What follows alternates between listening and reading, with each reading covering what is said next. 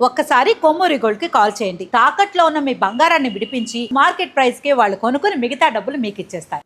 అందరికీ నమస్కారం. Welcome to మనం టీవీ. నేను మీ పవన్ బేస్పడ. మనతో పాటు సీనియర్ జర్నలిస్ట్ కిరణ్ గారు ఉన్నారు. ఆయనతో మాట్లాడదాం. సార్ నమస్తే. నమస్తే పవన్. గ్లోబల్ స్టార్ రామ్ చరణ్ తన పెట్ రైమ్తో కలిసి ఒక మైనపు విగ్రహాన్ని ఈరోజు లండన్లో నివేల్ చేయడం జరిగింది.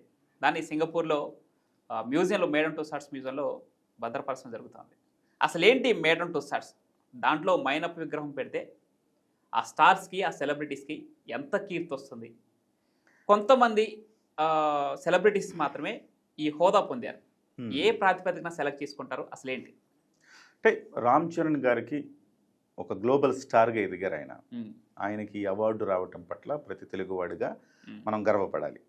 సో తెలుగు వాళ్ళలో మనకి మహేష్ బాబు గారికి మైనపు విగ్రహం ఉంది, తర్వాత ప్రభాస్ గారికి ఉంది, తర్వాత అల్లు అర్జున్ గారికి ఉంది. ఇవి ముగ్గురికి మాత్రమే ఇలా మైనపు విగ్రహాలు చేశారు. ఇప్పుడు తాజాగా రామ్ చరణ్ గారికి ఇంకో స్పెషాలిటీ ఏంటంటే రైమ్తో పాటు ఆయన పెట్తో పాటు ఆయన నిలబడి మైనపు విగ్రహం చేశారు కదా.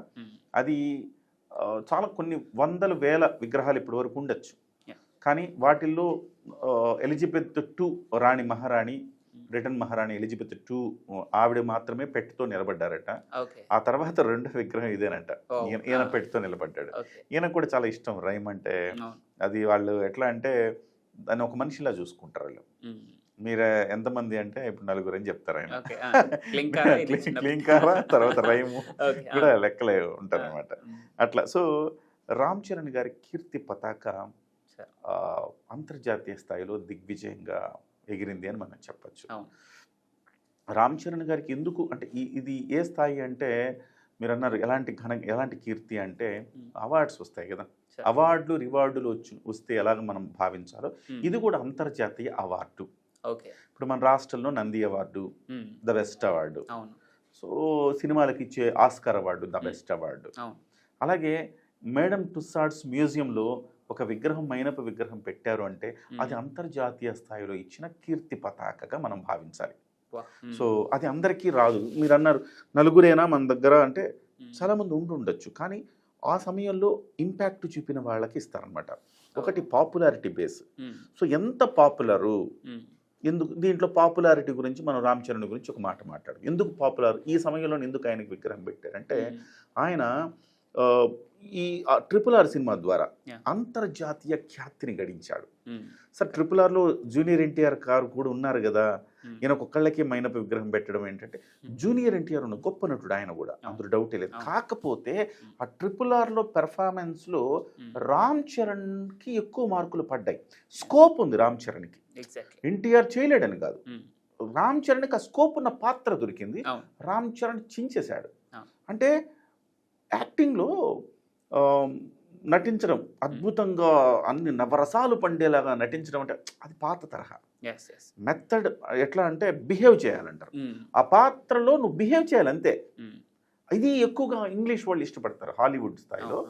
జస్ట్ బిహేవ్ చేయి అంతే, మరి అతిగా ఉండద్దు, యాక్షన్ గుంభనంగా ఉండాలా, నువ్వు ఆ ఎసెన్స్ నువ్వు క్యారీ చేయాలి. సో అందులో రామ్ చరణ్ గారు చాలా సక్సెస్ అయ్యారు. ఎంత సక్సెస్ అంటే ఆయన ఆ RRR సినిమాలో జూనియర్ ఎన్టీఆర్ని కొరడాతో కొడుతున్న సందర్భంలో ఆయన కళ్ళలోంచి ఆయన ఎక్స్ప్రెషన్స్ చూపించారు. కేవలం లోపల బడబాగ్ని రగిలిపోతూ ఉంటుంది, బయటకు ఆయన చూపించలేడు. తన వాళ్ళనే తాను శిక్షించాల్సి వస్తోంది. ఆ సమయంలో కళ్ళు ఎర్రబడిపోతాయి, కానీ తన బాధ్యత మాత్రం తను నెరవేర్చాలి. అప్పుడు ఆయన చూపించిన పెర్ఫార్మెన్స్ సెటిల్డ్ పెర్ఫార్మెన్స్ అంటారు దాన్ని. మీరు చెప్పిన దానికి స్ట్రెంత్ అండ్ వర్డ్స్ ఏంటంటే టైటానిక్ లాంటి సినిమా తీసినటువంటి జేమ్స్ కెమెరాన్ రాజమౌళితో చెప్పినటువంటి వర్డ్స్ ముఖ్యంగా ఈ రామ్ క్యారెక్టర్ గురించి చెప్పడం జరిగింది. ఇప్పుడు మీరు చెప్పిన దానికి రామ్ చరణ్ పర్ఫార్మెన్స్ ఏ లెవెల్ ఉందో ఇప్పుడు మీరు చెప్పారు. సో ఆయన జేమ్స్ కెమెరాన్ రామ్ చరణ్ పాత్ర గురించి చెప్పారు అంటే వాళ్ళకి ఎంత ఆకట్టుకుందా సెటిల్డ్ పెర్ఫార్మెన్స్. సో ఎక్కడ ఒక ఇంచి ఎక్కువ లేదు, ఒక ఇంచు తక్కువ లేదు, పర్ఫెక్ట్ కొలతేసి కొట్టినట్టుగా ఆయన యాక్షన్ చేశారు. ఇది బాగా ఆకట్టుకుంది. అందుకోసం రామ్ చరణ్ గారి అంతర్జాతీయంగా పాపులారిటీ వచ్చింది, గ్లోబల్ అవార్డు అందుకున్నారు. ఆ తర్వాత ఆయన వాళ్ళ గ్లోబల్ స్టార్ అంటున్నాము. సో అందుకోసం గ్లోబల్ లెవెల్లో ఆయన గుర్తించారు కాబట్టి వాళ్ళు వచ్చి మీ మైనపు విగ్రహం చేయాలనుకుంటున్నామని చెప్పేసి లాస్ట్ ఇయర్ అక్టోబర్లో ఏమో చెప్పారు. చెప్తే అక్కడి నుంచి స్టార్ట్ అయింది ఈ ప్రాసెస్ సహజంగా 3 నుంచి 6 నెలలు పడుతుంది తయారు చేయాలి. ఒక విగ్రహం తయారీకి ₹1,50,00,000 ఖర్చు అవుతుంది. సో అయినా కానీ వాళ్ళు ఆ విగ్రహాలు చాలా స్పెషల్గా, అంటే ఒకటి ఇంతకుముందు చెప్పినట్టుగా popularity, at the same time impact చూపించాలి. ఇంపాక్ట్ ఆయా రంగంలో ఇంపాక్ట్ చూపించాలి. సో అంత ఇంపాక్ట్ చూపించడం, పబ్లిక్ డిమాండ్ కూడా ఉండాలి. పబ్లిక్ కూడా కోరుకోవాలి, ఈయనకు విగ్రహం పెట్టారంటే తోపు అని ఒప్పుకోవాలి. పబ్లిక్ కూడా అనాలి, ఎస్ మా రామ్ చరణ్ కూడా ఉండాలి, మా జూనియర్ ఎన్టీఆర్ కూడా విగ్రహం పెట్టారు. అట్లాంటి పబ్లిక్ డిమాండ్ ఉన్న నటులు ఉండాలి. నటులు కావచ్చు, లేకపోతే పొలిటీషియన్స్ కావచ్చు, అలాగే మ్యూజికల్ వరల్డ్లో ఉండేవాళ్ళు కావచ్చు, ఎవరైనా ఒక రంగంలో ప్రఖ్యాతిగాంచిన వాళ్ళు, వాళ్ళకి ఇస్తుందన్నమాట. ఆ రకంగా ఆ ప్రాతిపదికలో రామ్ చరణ్ గారికి ఇవాళ అవార్డు వచ్చింది. ఈ అవార్డుని ఆయన, అంటే అవార్డు అంటే నా ఉద్దేశం ఆ విగ్రహం ఆయన కోసం రూపకల్పన చేశారు. ఆయన విగ్రహాన్ని ఆయనే అన్వీల్ చేసుకున్నారు. ఆయన కూడా మళ్ళీ రిప్లికా ఒక మళ్ళీ రైమ్ను పట్టుకుని ఆయన పక్కన ఫోటో దిగారు. చాలా బాగుంది, ఆ వైరల్ అవుతా ఉంది ఆ విజువల్స్. ఇక్కడ మెగాస్టార్ చిరంజీవికి దక్కనటువంటి ఈ అంతర్జాతీయ ఖ్యాతి కూడా ఈరోజు రామ్ చరణ్ గారు పొందడం జరిగింది. ఆయన అభిమానులకు కడుపు నిండా, అంటే ఫుల్ మీల్స్ అనమాట ఇది ఒక రకంగా చెప్పాలని. అయితే ఆయన చిరుత మూవీ నుంచి చూసుకుంటే ఇందాక మనం మాట్లాడుకుంటాం, రామ్ చరణ్ పర్ఫార్మెన్స్ RRR లో పీక్స్కి వెళ్ళిందని మాట్లాడుకుంటా. చిరుత నుంచి ఇప్పుడు ఈ RRR వరకు ఆయన ఎదిగినటువంటి విధానం గురించి కూడా ఒకసారి మనం మాట్లాడుకోవాలి. అంటే ఆ పబ్లిక్ పల్స్ను పట్టుకున్న విధానం కావచ్చు, రంగస్థలంతో యాక్చువల్గా జాతీయ ఉత్తమ నటుడు త్రుటిలో తప్పింది అనేది కూడా ఒక ఉంది. సో ఈ ఇప్పుడు మేడమ్ టుస్సాడ్స్ లో ఆయన విగ్రహం పెట్టిన దాంట్లో భాగంగా ఆయన నటన గురించి మీ మాటలో ఒకసారి ఇక్కడ పవన్ చిరంజీవి గారు, రామ్ చరణ్ గారు ఈ విషయంలో కొంచెం దురదృష్టం వెంటాడిందని చెప్పాలి. చిరంజీవి గారికి కూడా ఆపద్బాంధవుడు సినిమా అప్పుడు ఆయన జాతీయ ఉత్తమ నటుడు ఆయనే. కానీ నార్త్ లాబియింగ్ వల్ల అది మిథున్ చక్రవర్తికి వెళ్ళిపోయింది. సో కొన్నిట్లో మనకి అదృష్టము ఉండాలి, కొంత లాబింగ్ కూడా ఉండాలి. అంటే నేను అనేవాడిని ఉన్నానని చెప్పుకోవాలి కదా, చెప్పుకునే ఒక మార్కెటింగ్ ఉండాలి కదా. మార్కెటింగ్లో మనం వెనకబడ్డా. చిరంజీవి గారు పదే బాధపడేది అదే. నేను ఒకసారి గోవా ఫిల్మ్ ఫెస్టివల్కి వెళ్ళాను, మన తెలుగు వాళ్ళది ఒక్కటి కూడా లేదు అక్కడ, ఒక పోస్టర్ కానీ, ఒక విగ్రహం కానీ, ఒక ప్రస్తావన కానీ ఏమీ లేదు, చాలా బాధపడ్డాను అన్నారు ఆయన. అంటే చూడండి, మనం వెనకబడ్డాం ఆ విషయంలో. మనోళ్ళు కాదా అంటే మన ఎన్టీఆర్, సీనియర్ ఎన్టీఆర్ గారు కానీ, అక్కినేని నాగేశ్వరరావు గారు ఎవరు తక్కువ కాదు నార్త్ వాళ్ళతో పోల్చుకుంటే. కానీ మనం వాళ్ళకు తగ్గట్టుగా మనకు అవార్డులు, ఇవాళకి దాదాసాహెబ్ ఫాల్కే అవార్డులో మనకు అన్యాయం జరుగుతూ ఉంటుంది. ఇవాళకి మనకి భారతదేశానికి ఆస్కార్ అవార్డులో భారతదేశం మొత్తానికి అన్యాయం జరుగుతుంది. సో జాతీయ స్థాయిలో వచ్చే అవార్డులకు మాత్రం మన రాష్ట్రానికి అన్యాయం, మన తెలుగు నటులకి అన్యాయం జరుగుతూ ఉంటుంది. సో అయితే సరే, దాని పక్కన పెడితే మీరు అన్నట్టుగా రామ్ చరణ్ గారి నటన, రామ్ చరణ్ గారు అంటే అంత ఈజీ కాదు. రామ్ చరణ్ గారి కంటే వేరే వాళ్ళకే ఈజీ సినిమా ఇండస్ట్రీలో. రామ్ చరణ్ గారికి ఈజీ కాదు అది. చాలా మంది అనుకుంటాము రామ్ చరణ్ గారు సినిమా కుటుంబం కదా, సినిమా కుటుంబం నుంచి గోల్డెన్ స్పూన్ ఆయన వస్తారు, చక్కగా ఆయనకి ఏముందండి, ఆయనకి ఒక సినిమా ఫెయిల్ అయిపోయిన ఇంకో సినిమా వస్తుంది. కాదు, ఆయన మీద ఎంత బ్యాగేజ్ ఉంది తెలుసా. ఎవరి మీద సినిమా ఇండస్ట్రీలో లేనంత బ్యాగేజ్ ఆయన మీద ఉంది. ఎందుకు అంటే నెంబర్ 1 స్టార్ కొడుకు ఆయన, మెగాస్టార్ చిరంజీవి గారి కొడుకు ఆయన, రికార్డులు బద్దలు కొట్టిన ఆయన కొడుకు ఆయన. అలాంటి వ్యక్తి మళ్ళీ తన తండ్రి గారి లెగసీని కొనసాగించాలి కదా. ఎంత పెద్ద బ్యాగేజ్ అది. ఏమాత్రం తేడా కొట్టినా చెడిపేశారు. తండ్రికి తగ్గ తనయుడు కాదురా, పండిత పుత్ర పరమసుంట అని కూడా అంటారు. అంటానికి ఏముందంటే బోల్డ్ అంటారు. కానీ ఎంత పెద్ద బ్యాగేజ్ని వేసుకుని ఆయన వస్తున్నప్పుడు ఎంత టెన్స్ ఉంటుందండి.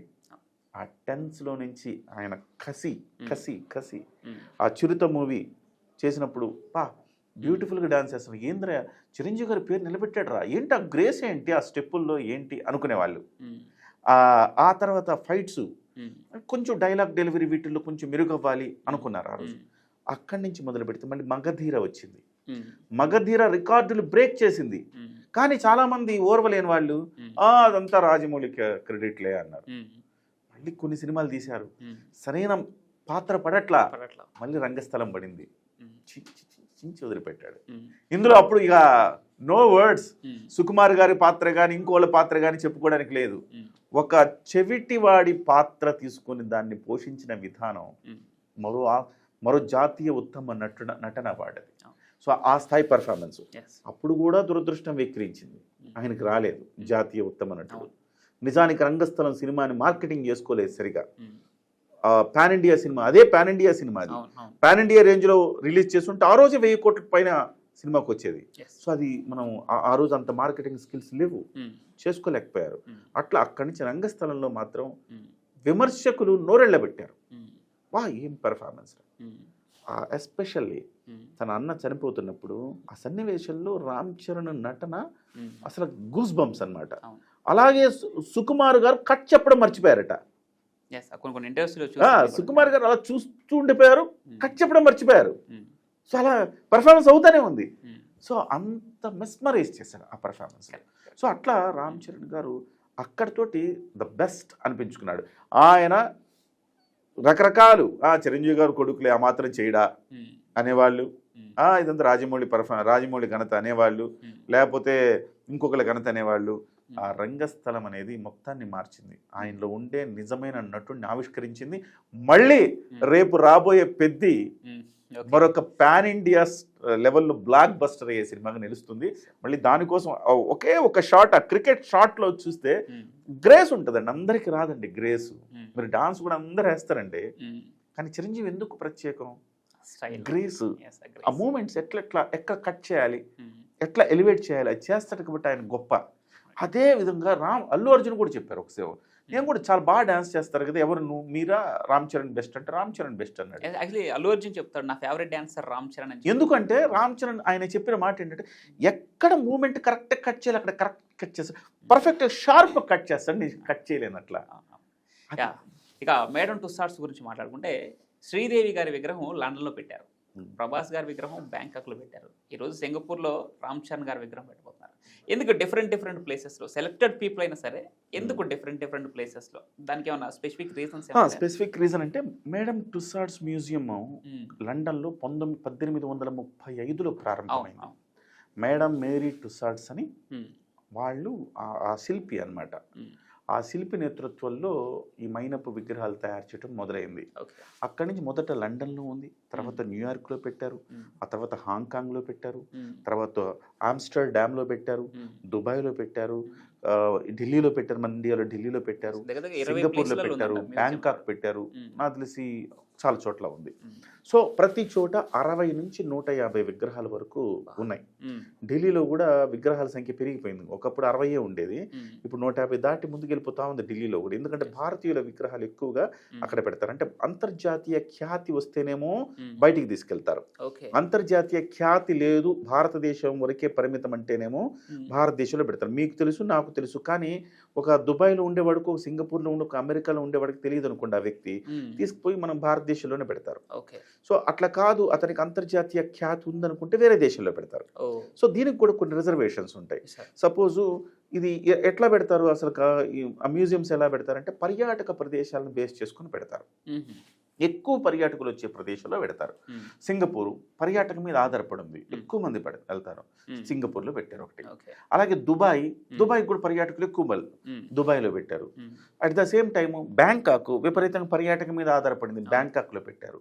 ఇట్లా పర్యాటకం, ఆమ్స్టర్డామ్ కూడా ఇప్పుడు పర్యాటక కేంద్రం ఆమ్స్టర్డామ్.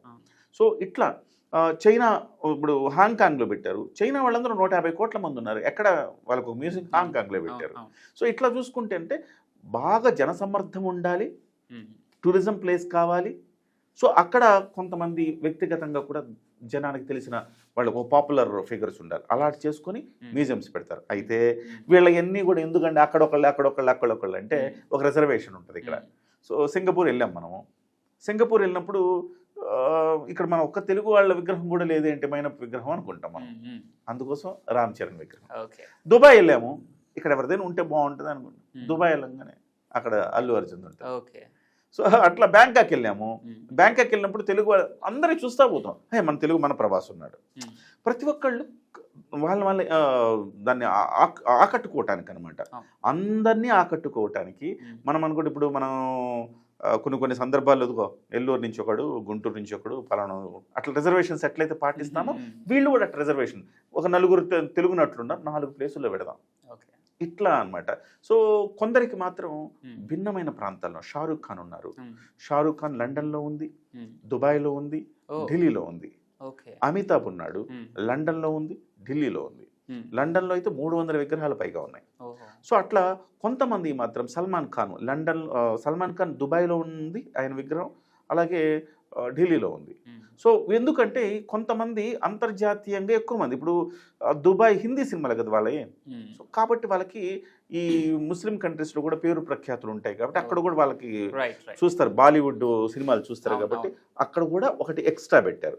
మనకి ఇప్పుడు ఏంటంటే అందుకే సింగపూర్లో కూడా తెలుగు వాళ్ళు ఎక్కువ మంది ఉంటారు, ఎక్కువ మంది తెలుగు వాళ్ళు పర్యాటకానికి వెళుతుంటారు కాబట్టి సింగపూర్లో ఒక్క తెలుగు సెలబ్రిటీ, ఫిల్మ్ సెలబ్రిటీ కూడా లేదు కాబట్టి ఆయన విగ్రహాన్ని సింగపూర్లో పెట్టారు. ఇట్లా అనమాట ఈ ప్రాతిపదికన పెడతా ఉంటారు. Right sir, thanks for the information. Yes sir, RRR సినిమాతో గ్లోబల్ అవార్డు అందుకున్నారు, గ్లోబల్ స్టార్గా ఎదిగారు. ఆ సినిమాలో ఒక డైలాగ్ ఉంటుంది కదా, కొడితే కుంభస్థలాన్ని కొట్టాలని. నక్కల వేట ఎంతసేపు, కుంభస్థలాన్ని బద్దలు కొడతాం పదా. ఈరోజు అంతర్జాతీయంగా ఆ కుంభస్థలాన్ని కొట్టారు రామ్ చరణ్ అని చెప్పేసి మెగా అభిమానులందరూ సంబరపడిపోతున్నారు. ఈ సందర్భంగా సార్ చిరంజీవి గారి గురించి ఒక మాట చెప్పారు. అంటే పుత్రుడు పుట్టినప్పుడు కాదు, పుత్రుడు విజయం సాధించినప్పుడు అసలైన గర్వపడతారు తండ్రి అని ఒక పద్యం ఉంది కదా, అది వాళ్ళ చిరంజీవి గారు సంపూర్ణంగా అనుభవిస్తున్నారు, ఆస్వాదిస్తున్నారు.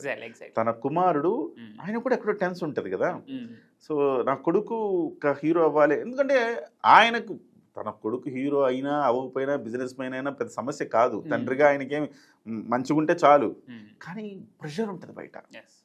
చిరంజీవి గారు కూడా ఇంకా అల్లాలి అట్లా ఉంటుంది కదా, ఆ ప్రెషర్ ఆటోమేటిక్గా ఆయన మీద కూడా ఉంటుంది. సో ఆయన్ని పరిపూర్ణంగా ఆ ప్రెషర్ నుంచి రిలీవ్ చేసి ఆయన గర్వపడే స్థాయిలో రామ్ చరణ్ గారు ఉన్నందుకు ఒక సక్సెస్ఫుల్ తండ్రిగా కూడా ఇవాళ చిరంజీవి గారు హ్యాపీనెస్ పొందుతున్నారు. చూసాం కదా సార్, కిరణ్ సార్ చెప్పినట్టు ఆ మెగా లెగసీని తీసుకెళ్తున్నారు, దానికి సజీవ సాక్ష్యమే ఈరోజు మేడమ్ టు స్టార్స్లో ఆ వ్యాక్స్ స్టాచ్యూ. ఇలానే తెలుగు చలనచిత్ర ఖ్యాతిని అంచెలంచెలుగా అంతర్జాతీయ స్థాయికి తీసుకువెళ్ళాలి రామ్ చరణ్ గారు. మరెంతో మంది అభిమానుల్ని ఎంటర్టైన్ చేయాలని చెప్పి మనస్ఫూర్తిగా కోరుకుంటుంది మనం TV. Thank you sir, thanks for the information.